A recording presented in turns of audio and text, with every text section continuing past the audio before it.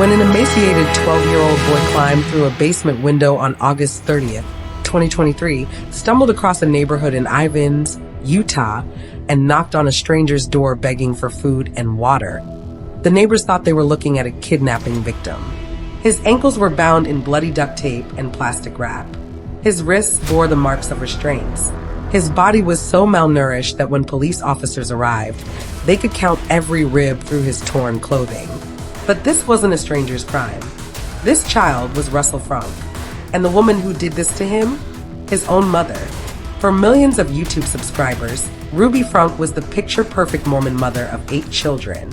Her channel 8 Passengers showcased what appeared to be a loving family, home-cooked meals, family adventures, and wholesome values that attracted 2.3 million followers worldwide. But the cameras weren't rolling when Ruby forced her children to work in the Utah desert heat for hours without water.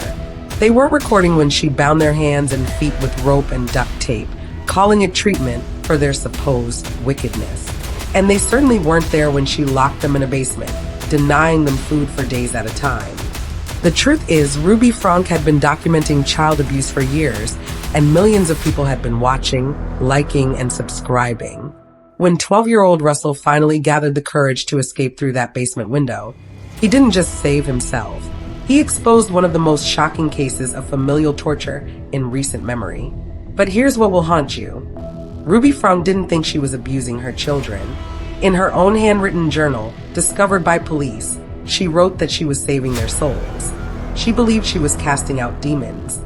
She was convinced that starving, binding, and torturing her own flesh and blood was an act of love.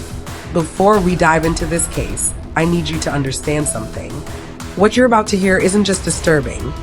It's a wake-up call about the dark reality hiding behind perfect social media facades. If this story makes you as angry as it should, hit that like button right now. Share this video because people need to know what really happened to the Franke children. And subscribe because cases like this need to be told, no matter how uncomfortable they make us. This is the story of how a YouTube mom became a monster. How religious extremism twisted a mother's love into calculated cruelty, and how 8 innocent children lived a nightmare while the world watched and applauded. Russell Franke's escape on that August morning would unravel everything. But the horror he revealed had been building for years. But here's what makes Ruby Franke's story even more chilling. She didn't start as a monster. She started as America's sweetheart mom. Picture this. Early morning in Utah, 2015. A perfectly manicured woman sits in her pristine kitchen, camera rolling, smile radiant. This is Ruby Franke, and she's about to become one of YouTube's biggest family influencers. Good morning, everyone. Welcome back to 8 Passengers. Ruby would chirp to her camera every single day at exactly 6 a.m. She posted 5 days a week, religiously, documenting what appeared to be the perfect life with her husband Kevin and their 6 children, Sherry, Chad, Abby, Julie, Russell, and Eve. Within 5 years, Ruby had amassed 2.5 million subscribers and over 1 billion views. Millions of mothers across America looked up to her. She was the queen of Mormon mommy blogging, preaching traditional family values, homeschooling wisdom, and what she called natural consequences for children's behavior. But here's what those millions of viewers didn't know. Ruby Franke wasn't just strict. She was systematically breaking her children down, piece by piece, video by video. The warning signs were there, hidden in plain sight, disguised as parenting advice. In one video, Ruby casually mentioned that her 15-year-old son had been banned from his bedroom and forced to sleep on a bean bag for 7 months. 7 months. Most viewers thought it was tough love. Some even applauded her. In another, she revealed that her youngest daughter had been sent to school without lunch because she forgot to pack it herself. Ruby's reasoning? Natural consequences. The child was 6 years old. Kevin Franke, her husband, appeared in these videos too. The supportive dad, the provider, the man who seemed to go along with whatever Ruby decided. Today, Kevin admits he still loves Ruby, but adds that doesn't mean I'm not angry. But back then, he was complicit in the performance. Comment sections became battlegrounds. Some viewers praised Ruby's no-nonsense approach to parenting. Others expressed growing concern. "This feels wrong," they'd write. "These kids look scared. Why does that little boy always seem so anxious?" Ruby would read these comments and respond with righteous indignation. She wasn't abusing her children. She was teaching them responsibility. She wasn't being cruel. She was preparing them for the real world. Anyone who disagreed simply didn't understand proper parenting. But by 2020, viewer concerns had reached a tipping point. The comments weren't just critical anymore. They were desperate pleas for someone to check on these children. What Ruby's audience didn't realize was that they were watching the real-time documentation of psychological warfare against 6 innocent kids. Every cheerful good morning was masking the terror those children lived with every single day. Every family fun day was followed by punishments so severe they would later be classified as torture. Ruby had built a digital empire by presenting herself as a parenting guru advising a massive and engaged audience. She was making thousands of dollars a month from sponsors, affiliate marketing, and ad revenue. The more controversial her methods became, the more views she got. The more views she got, the more money she made. And somewhere along the way, Ruby Franke stopped seeing her children as human beings. They became content. They became props. They became test subjects for her increasingly twisted ideas about discipline and control. Sherry, her oldest daughter, would later describe the psychological manipulation that went far beyond what cameras captured. The mind games, the isolation, the constant fear that any mistake, no matter how small, would result in punishment that could last for months. The most disturbing part? Ruby genuinely believed she was a good mother. In her mind, every act of cruelty was an act of love. Every punishment was a lesson. Every moment of her children's suffering was character building. But how did this mother go from YouTube fame to facing decades behind bars? How did a woman who preached family values become one of the most notorious child abusers in recent history? The answer lies in a partnership that would transform Ruby from a strict mother into something far more dangerous. A partnership with a woman named Jodi Hildebrandt, whose twisted philosophy would give Ruby the justification she needed to unleash the full extent of her cruelty on her own children. Here's what will absolutely terrify you about the Ruby Franke case. For 8 years, millions of people watched her abuse her children and called it good parenting. December 2015, a bright-eyed Ruby Franke uploads her very first family vlog. The title? Welcome to 8 Passengers. Within weeks, that innocent home video would launch what became one of YouTube's most successful family channels and one of its most devastating child exploitation schemes. The formula was deceptively simple. Every morning at exactly 6 a.m., Ruby would flip on her camera and invite 2.5 million subscribers into what appeared to be the perfect Mormon family's daily routine. Homeschool lessons, family prayers, wholesome adventures, and what Ruby proudly called natural consequences parenting. But here's the chilling truth. Those natural consequences weren't natural at all. They were calculated psychological warfare against 6 defenseless children. The red flag started early, but viewers were divided. When Ruby filmed herself refusing to bring lunch to her 6-year-old daughter Eve, leaving the child hungry at school because she forgot to pack it herself, thousands of comments poured in. Half the audience applauded Ruby's tough love. The other half begged someone to call Child Protective Services. Ruby's response? She called concerned viewers malicious. Think about that for a moment. A mother publicly starved her kindergarten-aged child, filmed it for profit, and then attacked anyone who dared question her methods. Yet her subscriber count kept climbing. By 2018, Ruby had crossed a line that should have ended her channel permanently. She forced her 15-year-old son Chad to sleep on a beanbag chair for 7 consecutive months. 7 months. As punishment for what? Playing a prank on his younger brother. When Chad appeared in a video, gaunt and exhausted, explaining his situation to the camera, Ruby sat beside him nodding approvingly. She wasn't hiding the abuse. She was celebrating it. The comments section exploded. This is not discipline. This is torture. Someone please help these children. Where is Child Protective Services? But for every concerned viewer, there were 10 others praising Ruby's firm boundaries.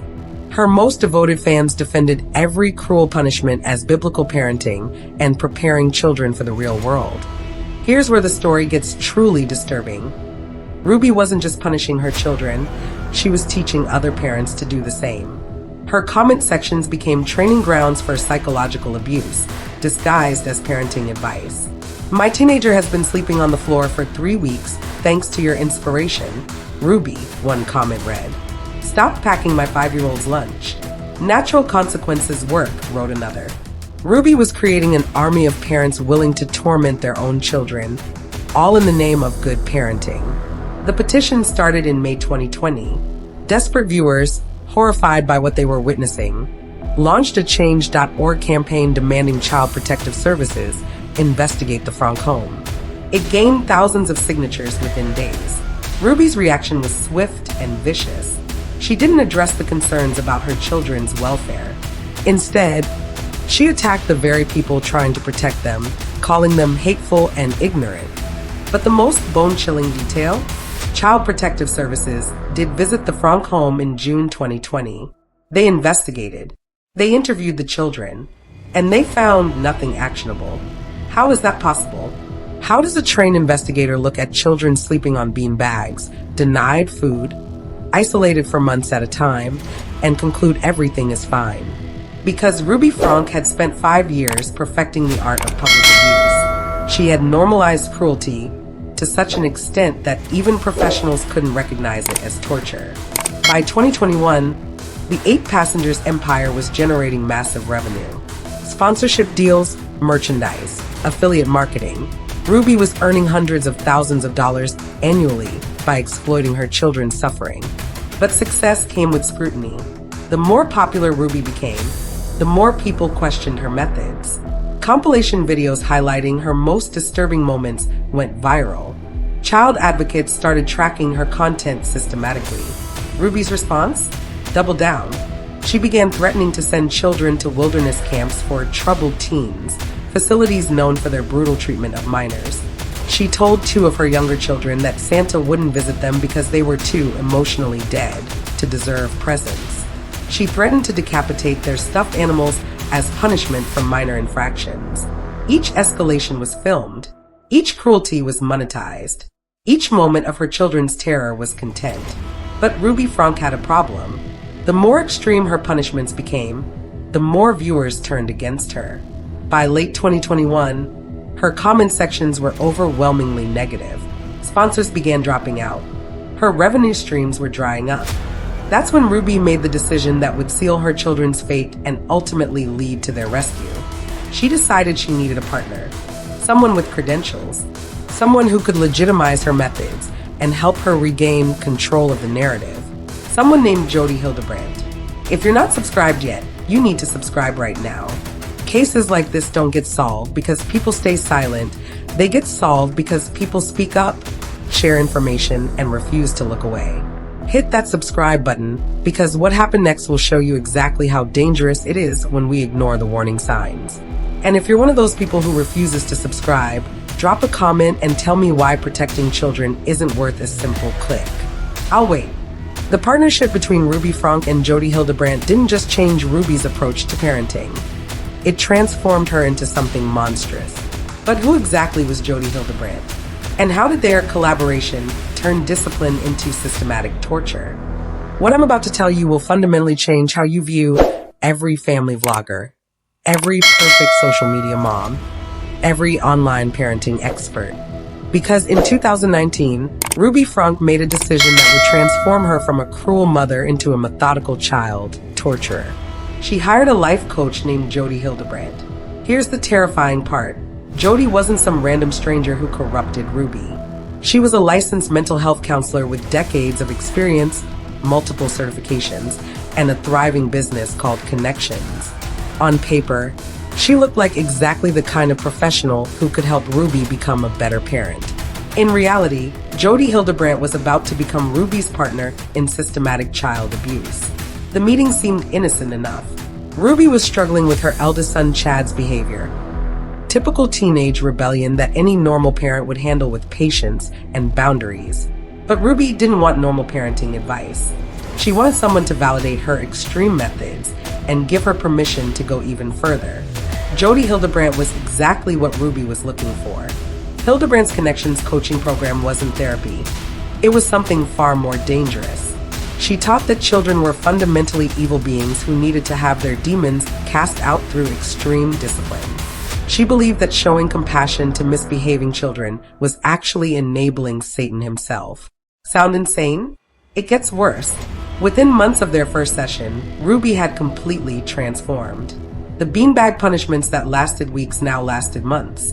The food restrictions that skipped single meals now meant days of starvation.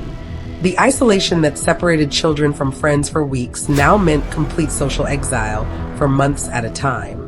But here's what makes this case so uniquely horrifying.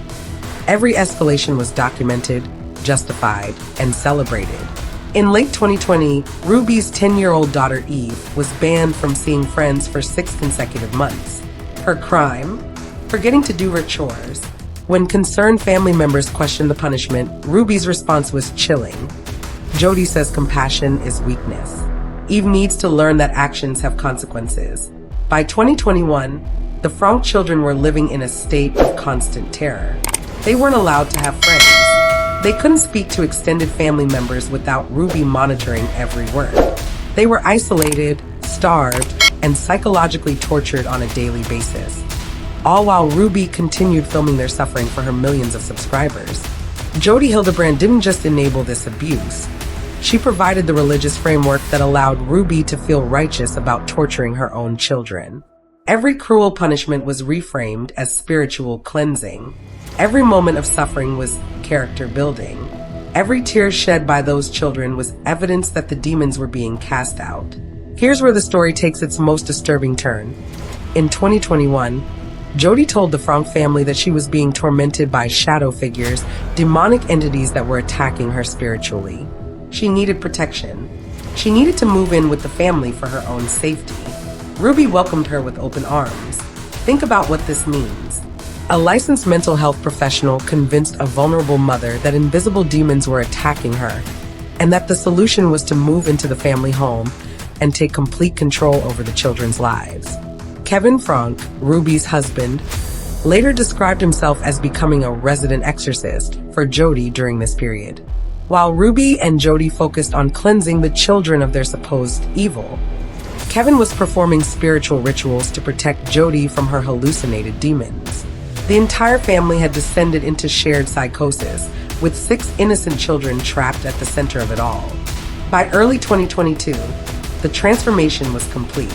Ruby had stopped filming her traditional family vlogs and instead launched a new channel with Jody called Connections Classroom. No longer were they just punishing their own children. They were teaching other parents how to systematically break down their children's spirits in the name of truth and accountability. The comment sections of these videos are absolutely chilling. Parents thanking Ruby and Jody for giving them permission to starve their children.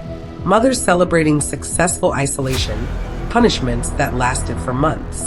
Fathers describing how they'd cut off all emotional connection with their children as tough love. Ruby and Jody weren't just abusing 6 children anymore. They were creating a network of abuse that stretched across thousands of families. But here's what will haunt you. Throughout this entire escalation, Child Protective Services never intervened. Family members who expressed concern were cut off completely. Teachers and neighbors who noticed warning signs were dismissed as not understanding the children's needs. The system designed to protect children had failed so completely that 2 women were able to torture multiple children for years while teaching other parents to do the same thing.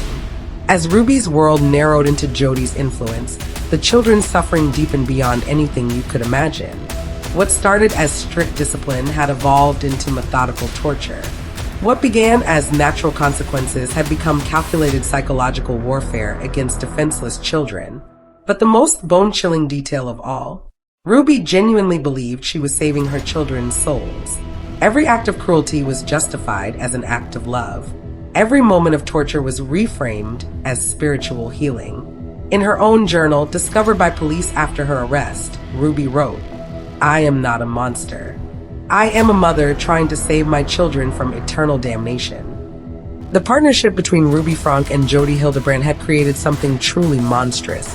A form of abuse so extreme, so systematic, and so religiously justified that even the perpetrators believed they were doing God's work. But how far were they willing to go?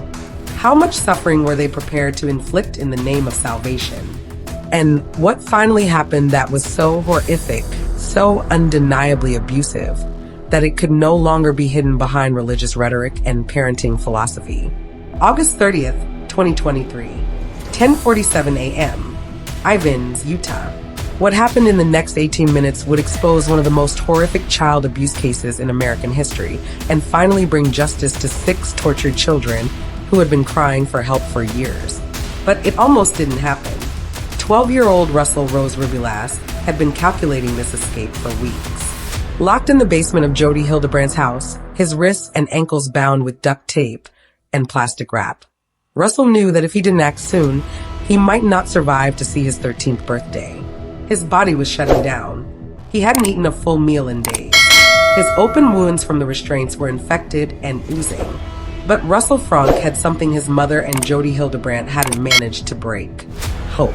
At exactly 10:47 a.m., while Jody Hildebrandt was upstairs conducting a therapy session over Zoom, Russell made his move. Using every ounce of strength left in his emaciated body, he pried open the basement window. The duct tape around his ankles made it nearly impossible to climb, but Russell pushed through the pain.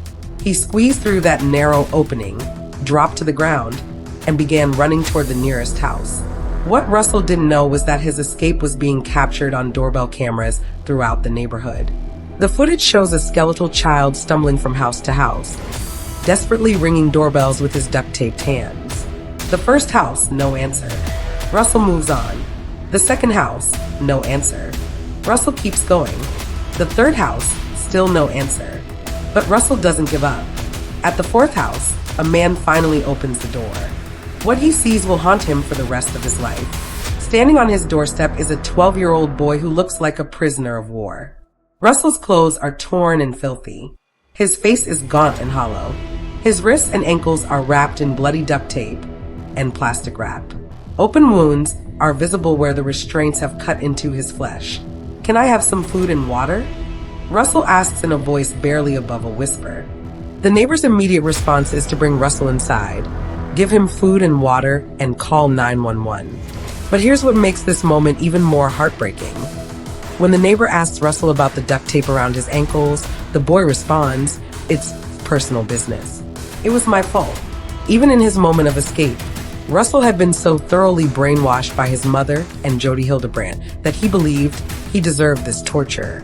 The 911 call begins at 10:50 a.m. The neighbor's voice is steady at first, but as he describes what he's seeing, he begins to break down completely. He has duct tape around each ankle. There's sores around them, the man tells the dispatcher. His voice cracks with emotion as he continues. This kid has obviously been detained. He's obviously covered in wounds. You can hear the neighbor crying as he tries to explain Russell's condition. This grown man, a complete stranger, is sobbing over the state of this child, while Russell's own mother was torturing him in the name of love. Police arrive at 10:52 a.m. Officer Colin Stoddard is the first to see Russell, and his body camera captures the moment that changes everything. Russell is sitting quietly, eating the food the neighbor has given him, and you can see the full extent of his injuries for the first time. The duct tape around his ankles has created deep, infected wounds. His wrists bear the same marks from restraints. But it's Russell's demeanor that's most disturbing. He's completely docile, almost catatonic, as if this level of suffering is completely normal to him. Officer Stoddard asks Russell where he came from, and the boy points to Jody Hildebrandt's house just a few doors down. When asked who lives there, Russell quietly says, "Jody and my mom." At 11:01 a.m., police arrive at Hildebrandt's house. They knock on the door, announce themselves, and wait. No answer. They knock again, louder this time. Still nothing. Finally, Jody Hildebrandt opens the door. She appears calm, composed, even slightly annoyed by the interruption. When officers explain that they're there about Russell, Jody's response is chilling in its casualness. "Oh, he's not supposed to be out." Not supposed to be out. As if a 12-year-old child escaping from torture is simply a minor inconvenience. Officers push past Jody and begin searching the house.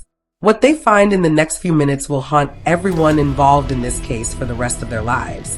In a closet on the main floor, they discover Russell's 10-year-old sister.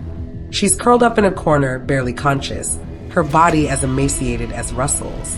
When officers try to coax her out, she's so terrified she can barely speak. "It's okay," one officer says gently. "We're here to help you." The little girl is too weak to stand on her own. Officers have to carry her out of that closet. And as they do, they realize she's been bound with the same duct tape restraints that were used on Russell. This wasn't neglect. This was systematic torture of children. At 11:15 a.m., Ruby Franke arrives at Hildebrandt's house. She's been out running errands, completely oblivious to the fact that her son has just exposed years of abuse. When she sees the police cars, her first reaction isn't concern for her children. It's anger that her discipline methods have been discovered. Ruby approaches the officers with the same self-righteous attitude she displayed on YouTube for years. She attempts to explain that Russell and his sister were being disciplined for their behavior, that the restraints were necessary because they were dangerous to themselves and others. The officers aren't buying it. At 11:17 a.m., Ruby Franke is placed under arrest for aggravated child abuse. 2 minutes later, Jody Hildebrandt joins her in handcuffs. But here's what will absolutely destroy you. As Ruby is being arrested, as her tortured children are being loaded into ambulances, her first concern isn't their well-being. Her first words to police are about protecting her reputation and making sure this doesn't get out to the media. Russell and his sister are rushed to the hospital, where doctors discover injuries so severe they're initially unsure if the children will survive. Both are suffering from acute malnutrition, severe dehydration, and infected wounds from prolonged restraint. The medical report describes Russell's condition as consistent with torture. His body weight is dangerously low. His wounds show evidence of weeks or months of continuous restraint. His psychological state suggests prolonged trauma and systematic brainwashing. But Russell Franke had done something extraordinary. By escaping through that basement window, by refusing to give up even when his body was failing, by knocking on door after door until someone answered, he had saved not just himself, but his sister and potentially his other siblings as well. The breaking point had finally come. After years of documented abuse, after millions of viewers expressing concern, after failed interventions by Child Protective Services, it took a 12-year-old boy's desperate escape to finally bring justice to the Franke children. But here's what you need to understand. If you're watching this and you're not subscribed, you're part of the problem. Cases like this get buried when people don't pay attention, when they don't share information, when they choose to look the other way. That subscribe button isn't just for content, it's for accountability. And if you refuse to subscribe, drop a comment and tell me why protecting children isn't worth a simple click. Because this story isn't over. Ruby Franke and Jody Hildebrandt's arrest was just the beginning. What investigators discovered in the coming days and weeks would reveal an abuse network so extensive, so methodical, and so religiously justified that it would fundamentally change how we think about family vloggers, religious extremism, and the protection of children in America. The question isn't whether Ruby Lashley was guilty. The evidence was overwhelming. The question is, how many other children are still trapped in similar situations, crying for help while the world watches and does nothing? What police discovered in the hours following Ruby Franke's arrest would shock even the most experienced child abuse investigators. But here's the detail that will absolutely destroy you. Ruby had been documenting her own crimes in a handwritten journal for months, describing each act of torture as a victory against evil. Within 48 hours of Russell's escape, search warrants were executed at both Ruby's home and Jody Hildebrandt's residence. What investigators found wasn't just evidence of child abuse. It was a systematic torture operation disguised as religious therapy. At Jody's house, police recovered handcuffs, rope, and multiple rolls of duct tape. But it was the children's bedroom that revealed the true horror. The room was bare except for a single mattress on the floor. The windows had been covered with blankets to block out all natural light. There was no bathroom access. Children were forced to urinate in buckets. This wasn't a bedroom. It was a prison cell. The police report describes finding extensive evidence of physical restraint systems throughout the house. Rope had been tied to furniture in ways that would allow for human restraint. Duct tape residue was found on walls where children had apparently been bound for extended periods. But the most damning evidence came from Ruby's own words. In March 2024, prosecutors released over 60 pages from Ruby's personal journal, covering the summer of 2023, the final months before Russell's escape. What those pages reveal is the mindset of a woman who had completely lost touch with reality. Big day for evil, Ruby wrote on one particularly horrific day when she tortured both children for hours. She wasn't remorseful about the abuse. She was celebrating it. In another entry, Ruby describes forcing Russell to stand outside in the scorching Utah heat without shoes for hours, calling it emotional and physical training. When Russell collapsed from heat exhaustion, Ruby wrote that he was being dramatic and needed to face reality. The journal entries reveal that Ruby genuinely believed she was casting demons out of her children. She wrote extensively about their supposed possession and how physical torture was the only way to save their souls. But here's what makes this case even more disturbing. The children hadn't been seen in public for months before Russell's escape. Family members, neighbors, and former friends had all been wondering where Russell and his sister were. Ruby's sister-in-law later told investigators that she had repeatedly asked about the children's whereabouts. Ruby's response was always the same. They were getting special help and couldn't be disturbed during their healing process. Kevin Franke, Ruby's husband, had been completely cut off from his youngest children during this period. In police interviews, he admitted that he hadn't seen Russell or his sister in over a year. When asked why he didn't intervene, Kevin said Ruby and Jody had convinced him that any contact would interfere with the children's spiritual development. The investigation revealed text messages between Ruby and Jody that show the systematic planning behind the abuse. In one exchange, Jody instructs Ruby to increase physical discomfort for Russell because he's showing signs of demonic resistance. Ruby responds that she's already restricted his water intake and will tighten the restraints tonight. These weren't spontaneous acts of violence. They were calculated, premeditated torture sessions planned through text messages and phone calls. Former neighbors described how the Franke children had simply vanished from the neighborhood.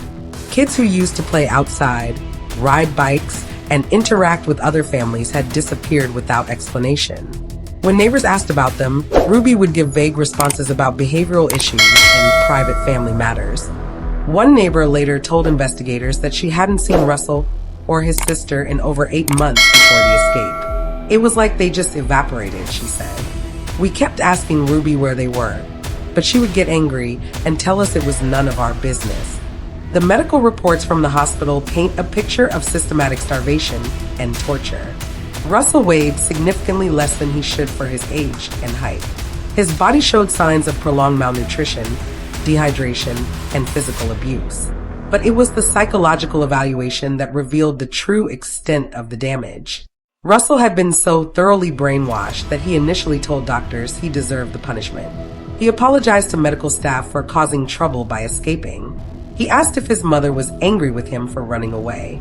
The 10-year-old sister found in the closet was in even worse condition. She was barely responsive when rescued and required immediate medical intervention to stabilize her condition. Hospital staff described her as the most severe case of child malnutrition they had ever encountered. During Ruby's interrogation, her responses were chilling in their complete lack of remorse. When shown photos of Russell's injuries, Ruby's reaction wasn't horror or regret. It was annoyance that investigators didn't understand her parenting methods. "You don't understand what these children are capable of," Ruby told detectives. "They're manipulative, they're dangerous, and they needed to learn consequences for their actions." When investigators pointed out that the consequences had nearly killed her children, Ruby responded that death would be preferable to allowing them to remain possessed by evil. The investigation also revealed that Ruby had been coaching Jody's other clients to use similar methods on their children. Phone recordings show Ruby and Jody conducting what they called truth sessions with parents, teaching them how to isolate, starve, and psychologically break down their children. At least 12 other families had been receiving this coaching from Ruby and Jody. Child Protective Services launched investigations into every single case. But perhaps the most bone-chilling discovery was Ruby's video diary. recorded during the final weeks before Russell's escape. In these recordings, Ruby films herself describing the daily torture routines, as if she's conducting a scientific experiment. Day 47 of intensive truth sessions, Ruby says to the camera with a bright smile, "Russell is still showing resistance, but I can see the demons weakening. Today will increase the physical component and restrict water until he shows proper submission." She's describing systematic torture of her own child while smiling for the camera like she's recording a cooking tutorial. The evidence was overwhelming. The torture had been systematic, documented, and religiously justified. But the most terrifying part was how close Ruby and Jody had come to expanding their operation. They had been planning to open a residential facility where they could treat other families' troubled children using the same methods. If Russell hadn't escaped when he did, how many more children would have become victims of their twisted theology? How many more families would have been convinced that torturing their children was an act of divine love? The investigation revealed a network of abuse that stretched far beyond the Franke family, a religiously motivated torture operation that had been operating under the guise of family therapy and life coaching. But this was just the beginning. The evidence against Ruby and Jody was so overwhelming that both women would eventually plead guilty rather than face trial. But what happened during their sentencing hearings would reveal just how completely they had lost touch with reality, and how their victims would finally get the chance to speak their truth. Here's the question that will keep you awake at night. Was Ruby Franke a monster who found her perfect partner in crime? Or was she a vulnerable mother systematically brainwashed by a master manipulator who had been perfecting her techniques for decades? The answer is more terrifying than you think. Dr. Sarah Mitchell, a leading expert in cult psychology and coercive control, has analyzed thousands of hours of Ruby and Jody's content. Her conclusion? What we're seeing here isn't just child abuse, it's a textbook example of how cult-like manipulation can transform ordinary people into perpetrators of systematic torture. But here's where this case gets truly chilling. Jody Hildebrand had been practicing these techniques for over 20 years before she ever met Ruby Franke. Connections wasn't therapy. It was a carefully designed system of psychological manipulation disguised as life coaching. Former clients described eerily similar experiences: isolation from family members, financial dependence on Jody, and increasingly extreme assignments that pushed them to harm their own relationships. They used brainwashing tactics to manipulate you. One former client wrote in a review months before Ruby's arrest. They intentionally make you feel bad about yourself and use slander. Please stay away from this company at all costs. Another client described how Jody convinced him to cut off all contact with his wife and children because they were spiritually toxic. The marriage ended in divorce within 6 months. Sound familiar? This is exactly what happened to Ruby Franke. Retired FBI Special Agent Robin Drake, who spent decades studying psychological manipulation and cult recruitment, explains the process. Hildebrand identified Ruby as the perfect target, someone with existing control issues, financial stress, and a public platform that could be weaponized. The recruitment was methodical. First, Jody validated Ruby's existing strict parenting style, making her feel understood and supported. Then she gradually introduced more extreme concepts, always framed as spiritual truth and divine guidance. Within months, Ruby was completely isolated from anyone who might question Jody's methods. Her extended family was cut off. Her husband was marginalized and eventually banished from his own home. Her older children who expressed concerns were labeled as possessed by evil spirits. But here's the most disturbing part. Ruby genuinely believed she was becoming a better mother under Jody's guidance. Dr. Mitchell explains this phenomenon. Cult leaders are masters at reframing abuse as love, torture as healing, and isolation as protection. They create a closed system where questioning the leader's methods is seen as spiritual weakness or demonic influence. This explains Ruby's journal entries, celebrating her children's suffering. She wasn't enjoying their pain. She had been programmed to believe their pain was evidence of spiritual progress. But was Ruby just another victim of Jody's manipulation? Or was she an active participant who found in Jody the permission she had always craved to unleash her darkest impulses? The evidence suggests both. Ruby's pre-Jody content already showed concerning patterns of control and punishment. The beanbag sleeping arrangement for her son had nothing to do with Jody's influence. That happened before they met. Ruby had always been attracted to extreme discipline methods. What Jody provided wasn't the cruelty, it was the justification. Religious extremism becomes particularly dangerous when it gives people permission to act on impulses they already had, explains Dr. Mitchell. Ruby didn't need to be taught to be cruel. She needed to be taught that her cruelty was righteous. The partnership worked because both women filled crucial needs for each other. Ruby gave Jody access to millions of followers and a steady income stream. Jody gave Ruby the religious framework that transformed her sadistic impulses into holy work. But here's where the cult connection becomes even more terrifying. They weren't operating alone. Investigation revealed that Jody had been using similar techniques on dozens of other families. She would falsely diagnose clients with sex addictions or mental health disorders to encourage them to pay for expensive coaching services, then systematically isolate them from their support systems. Multiple former clients described identical patterns. They use brainwashing tactics to manipulate you. They intentionally make you feel bad about yourself and use slander. Jody's teaching centered on control, urging women to isolate, distrust loved ones, and submit with devastating consequences. The Ruby Franke case wasn't an isolated incident. It was the most visible example of a systematic abuse network that had been operating for years. As retired FBI Special Agent Robin Drake noted, the psychological manipulation, cult-like tactics, and sheer horror behind this case demonstrate how dangerous these methods can become when combined with religious extremism. But here's the question that should absolutely terrify you. How many other Ruby Franks are out there right now? How many vulnerable parents are being systematically programmed to abuse their own children in the name of spiritual growth? Ruby and Jody created a cult-like system of control, isolation, and abuse that extended far beyond their own families. They were teaching other parents to implement identical methods on their children. The most bone-chilling detail? It was working. Parents across the country were following their advice, implementing increasingly extreme punishments, and celebrating their children's suffering as spiritual victories. If you're not subscribed yet, you're missing the point entirely. This isn't entertainment, this is a warning.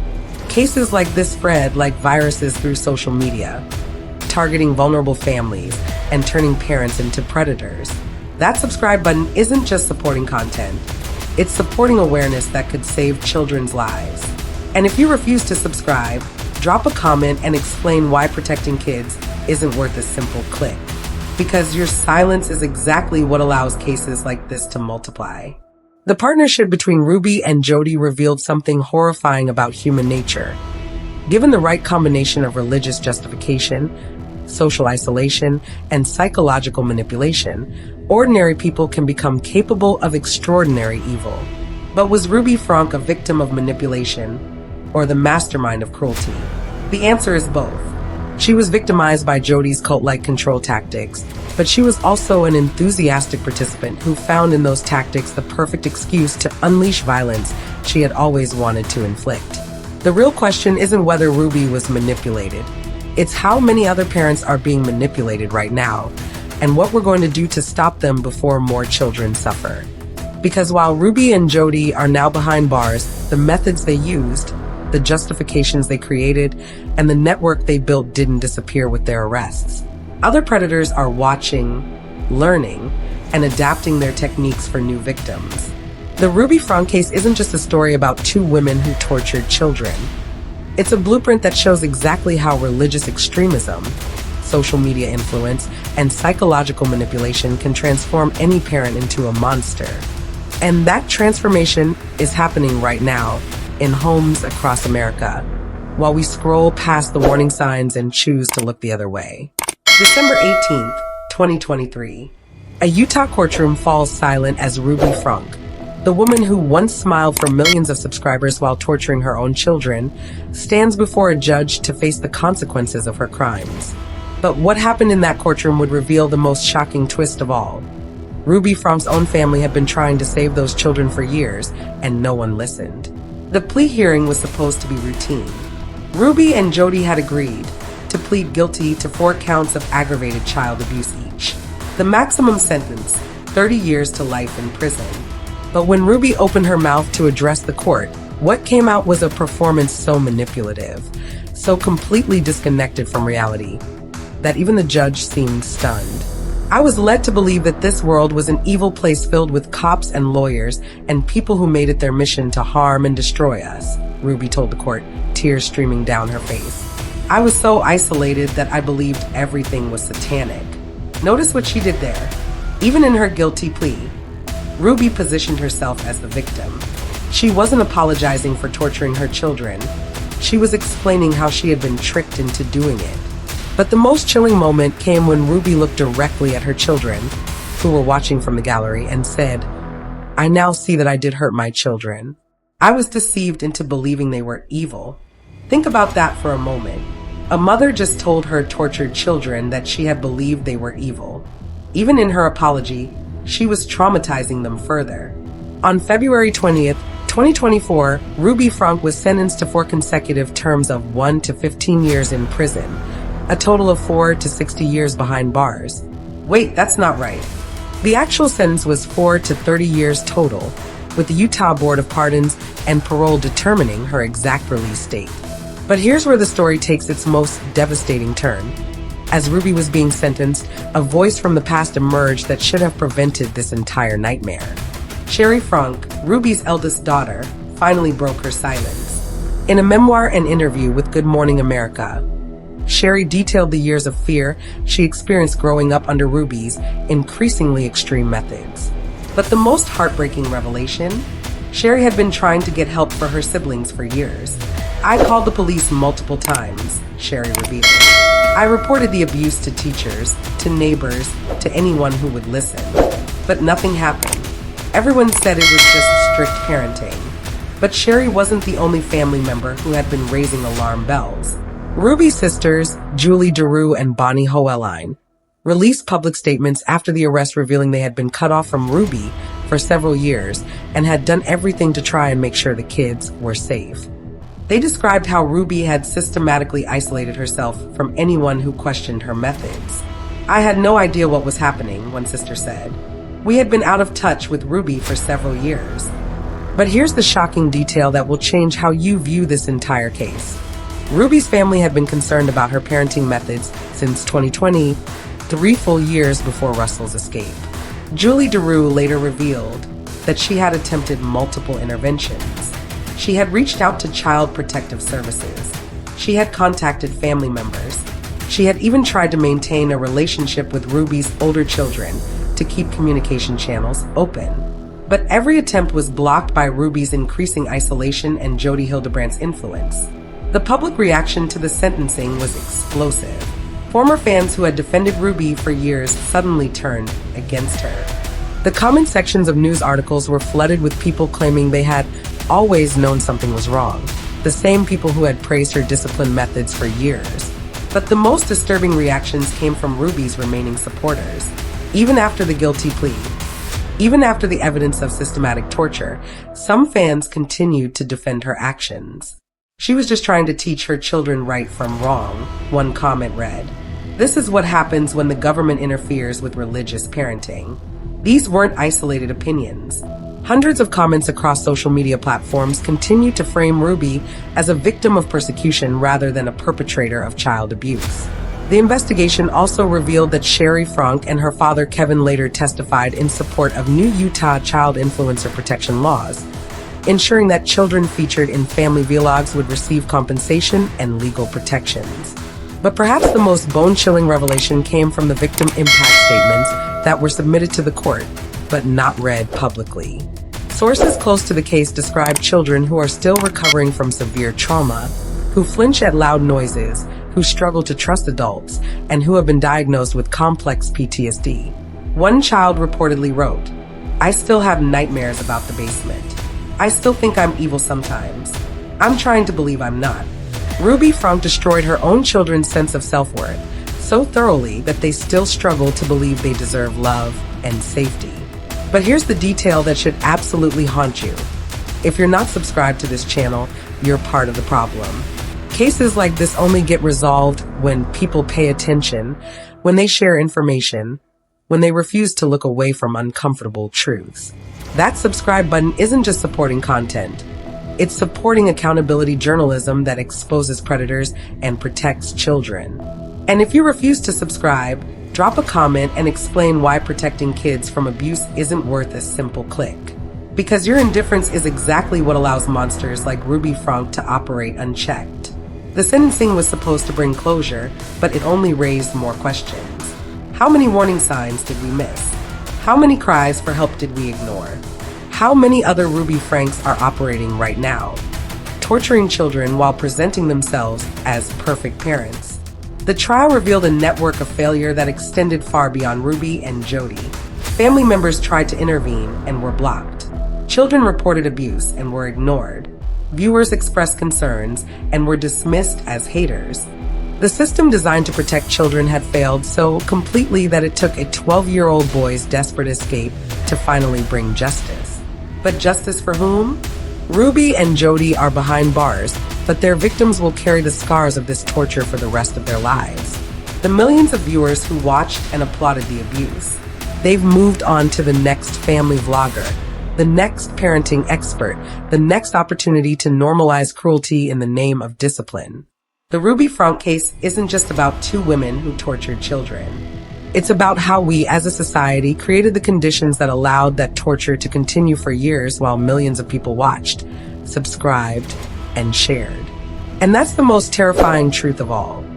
There are more Ruby Frankes out there right now, building their audiences, perfecting their methods, and preparing to unleash their cruelty on the next generation of victims. The only question is, will we recognize them before it's too late? Or will we wait for another child to climb through another window, begging for help that should have come years earlier? Picture this, January 2015. A bright-eyed Ruby Franke sits in her picture-perfect kitchen, beaming at her camera as she welcomes millions of viewers into her seemingly perfect life. Good morning, everyone. Welcome to 8 passengers, she chirps, her 6 children gathered around her like props in a family commercial. Now picture this, August 2023. The same woman, now hollow-eyed and defiant, stares into a police booking camera. Her mugshot shows a face that has been twisted by years of systematic cruelty, religious extremism, and absolute power over 6 defenseless children. And finally, picture this. Today, right now, as you're watching this video, if you go to YouTube and search for 8 passengers, you'll find nothing. An empty void where millions of videos once lived. A digital graveyard where Ruby Franke's empire of abuse used to thrive. YouTube has permanently terminated both of Ruby Franke's channels and banned her from ever creating new ones. The platform that made her famous has erased her from existence. But the damage? The trauma? The 6 children whose lives she destroyed? That can never be deleted. This is the story of a woman who went from trusted family influencer to convicted child torturer in less than a decade. But here's the question that will haunt you forever. Was Ruby Franke always a monster waiting for the right opportunity to strike? Or did fame, power, and influence transform her into something unrecognizable? The evidence suggests both and neither. Ruby wasn't born evil, but she wasn't corrupted by fame either. She was a woman with existing control issues who found in YouTube the perfect platform to normalize her cruelty. She discovered in Jody Hildebrandt the perfect partner to justify her violence.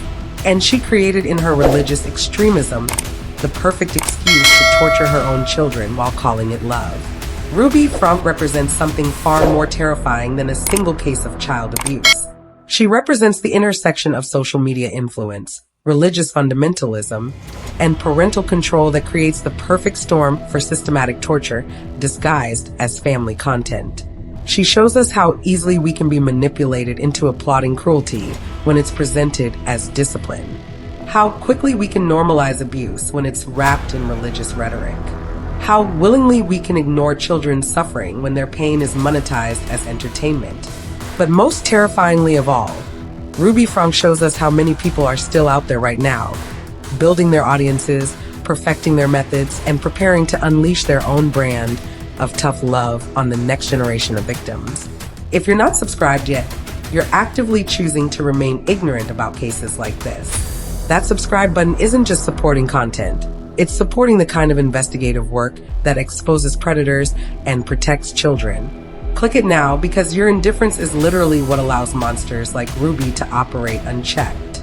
And if you refuse to subscribe, get in those comments right now and explain to everyone why protecting kids from torture isn't worth a simple click. Because we're all watching and your silence speaks volumes.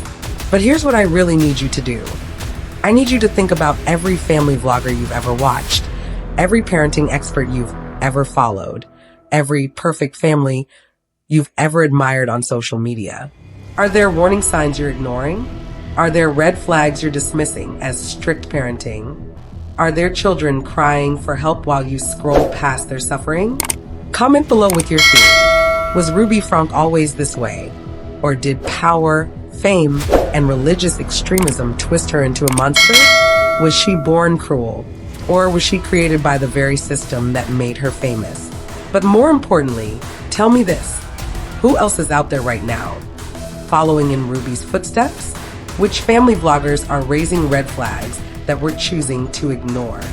Which children are being exploited for content while their parents profit from their pain? Because the Ruby Franke case isn't over. It's a blueprint, a warning, a glimpse into the dark side of family influence that's still operating right now.